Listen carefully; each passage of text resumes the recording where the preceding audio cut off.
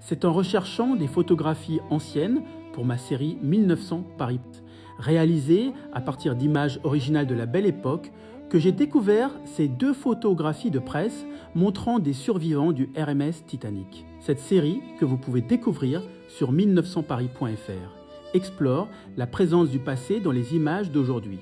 Ces 2 images ont été réalisées en 1912 par la Topical Press Agency. Elles montrent le retour à Southampton de membres d'équipage survivants du Titanic.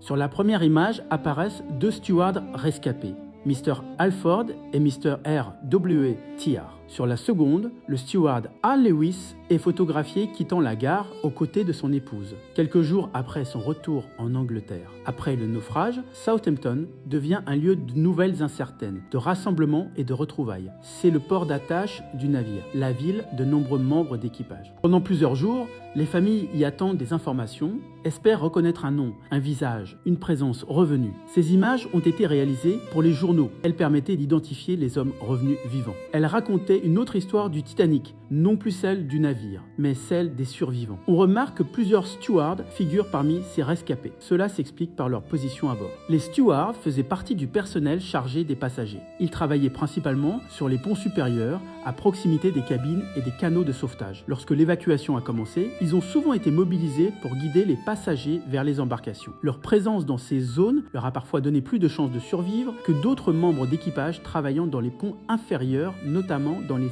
salles des machines. Mais leur survie ne signifie pas qu'ils étaient en sécurité. Beaucoup sont restés à leur poste jusqu'au dernier moment. Plusieurs ont aidé les passagers à embarquer avant de tenter eux-mêmes de trouver une place dans les canaux. Il y a toujours beaucoup d'émotions à tenir entre ses mains, une image qui a traversé le temps. Une image prise au cœur d'un moment historique réel, au plus près des hommes qui venaient de survivre. Ces images montrent donc un moment très particulier, non pas la catastrophe elle-même, mais ce qui vient après. Le retour à terre, le retour vers les familles, le retour vers la vie ordinaire. À travers ces visages et ces gestes simples, elles conservent la trace d'un instant précieux de l'histoire, celui où survivre signifiait simplement rentrer chez soi.